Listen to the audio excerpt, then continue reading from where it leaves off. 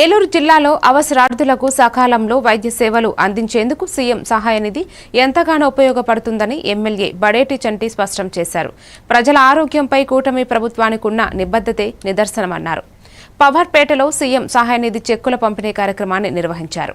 ఈ సందర్భంగా వివిధ అనారోగ్య సమస్యలతో బాధపడుతున్న 32 మందికి మంజూరైన 15,33,738 రూపాయల విలువైన సీఎం రిలీఫ్ ఫండ్ చెక్కులను 2,01,840 రూపాయల విలువైన ఒక ఎల్ఓసీ కాపీని బాధితులకు అందించారు. ఈ కార్యక్రమంలో రాష్ట్ర మాలల finance corporation director Dasari Anjaneyulu, ఈడా chairman Peddiboyina Sivaprasad, AMC chairman Mamillapalli Parthasarathi తదితరులు పాల్గొన్నారు.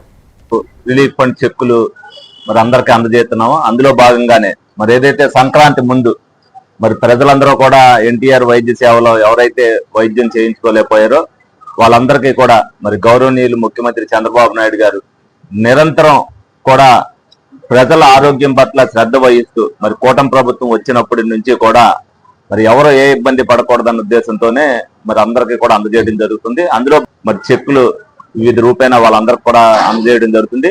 వీళ్ళందరూ కూడా ఏదైతే ఏలూరు నియోజకవర్గంలో వేరే వేరే హాస్పిటల్లో చేయించుకుంటూ కూడా ఎమర్జెన్సీగా మరి ఆ రోజున ఎన్టీఆర్ వైద్య సేవలో కొన్ని రాని అలాగే కొన్ని వచ్చినప్పటికీ కూడా వాళ్ళ ఎమర్జెన్సీ అవటం వల్ల చేయించుకున్న వాళ్ళకి అందరికీ కూడా ఆఫీస్కి వచ్చినప్పుడు వాళ్ళన్నీ కూడా సబ్మిట్ చేయడం జరుగుతుంటే వాళ్ళకి అయిన తర్వాత వాళ్ళకే ఫోన్ చేసి నిరంతరం కూడా ఇదేదైతే చేస్తున్నామో అందులో భాగంగానే మరి ఈ రోజు కూడా చేయడం జరుగుతుంది.